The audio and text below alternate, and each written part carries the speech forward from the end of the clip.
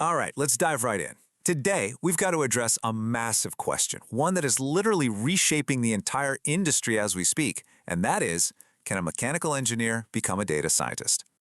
Welcome to this explainer. Today, we're totally demystifying data science. We're going to see exactly how you can take those hardcore math skills you already have and use them to solve some of the most complex modern engineering challenges out there. We're basically looking at a true data-driven evolution in our field. The engineering complexity bottleneck.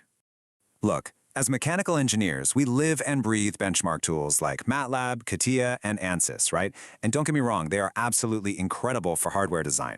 But let's be real for a second. The technologies we're building today are massively complex. I mean, if something goes wrong and a system fails, trying to find the relationships between thousands of different operational factors to debug that problem after the fact, it's nearly impossible. And as we all know, undetected issues inevitably lead to just disastrous losses. We're talking huge hits to finances, time, and manpower. Which brings us to Section 2, Enter Data Science.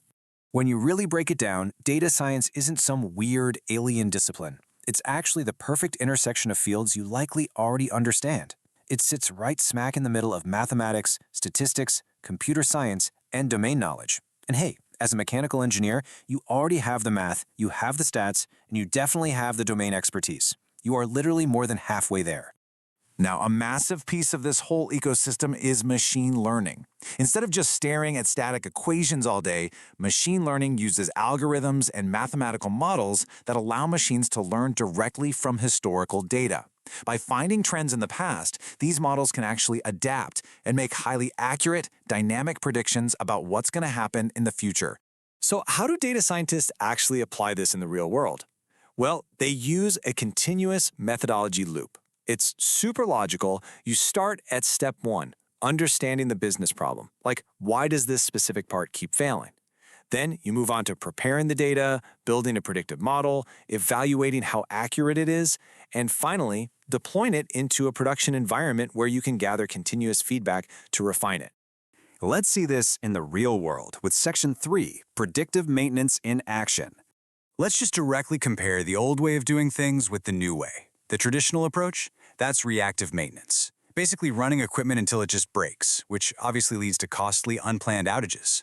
But with predictive maintenance, we integrate IoT sensors that constantly monitor equipment health in real time. By applying machine learning to all that sensor data, we can catch anomalies and predict failures way before they ever impact production. And this is where things get really cool, because people are already doing this successfully. Researchers are using these complex machine learning models to save vital equipment every single day. For example, neural networks are being used right now to analyze vibration data and accurately predict when an industrial pump is about to fail. Or take support vector machines. They're analyzing temperature and vibration data to catch early anomalies in electric motors. Even massive wind turbines are relying on real-time condition monitoring of blade vibrations and rotation speeds to stop catastrophic breakdown. Section 4, the power of digital twins.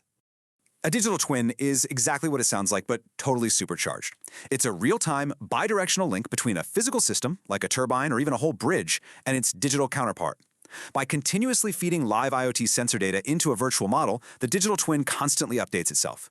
This means engineers can monitor, predict, and optimize a physical asset's performance entirely from a screen.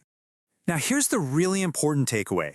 Digital twins do not replace your mechanical engineering knowledge. They actually depend on it. The virtual models inside a digital twin are powered by the exact same multiphysics simulations you already use. Finite element analysis is used for real-time stress and fatigue prediction. Computational fluid dynamics handles the live flow and cooling systems. Multibody dynamics takes care of the kinematic modeling. The data science part, it just synchronizes those simulations with live telemetry. Think about structural health monitoring.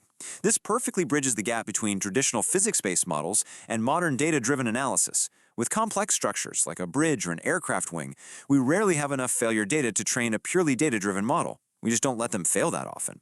So engineers use what's called physics-informed machine learning.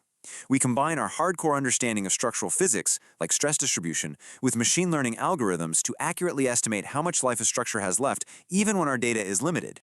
Let's shift gears to Section 5, Manufacturing and Process Optimization. Beyond just stopping things from breaking, what if we could make our assembly lines run flawlessly? By comparing live sensor data with optimal operational conditions, we can use advanced data science techniques, like genetic algorithms, to automatically adjust process parameters on the fly. We're talking about dynamically shifting machine speeds, temperatures, and cutting pressures in real time.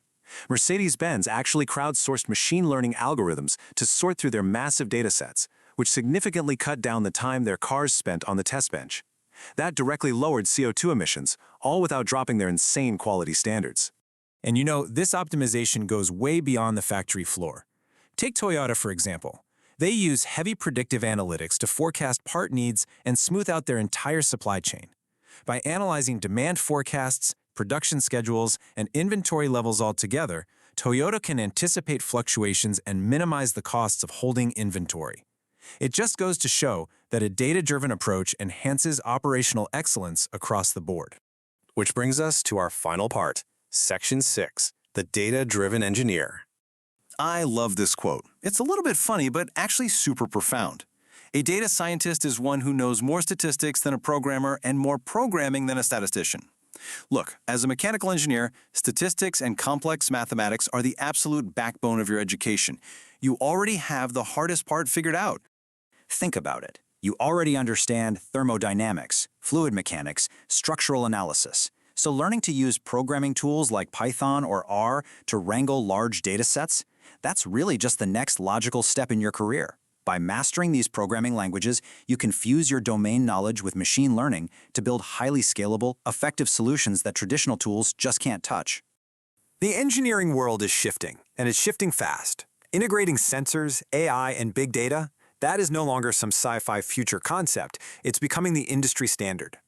So I'm going to leave you with this final thought. With all these tools and methodologies well within your reach today, will you remain just a mechanical engineer, or will you take the leap and evolve into the truly data-driven engineer of tomorrow? The choice, and honestly the future of the industry, is entirely in your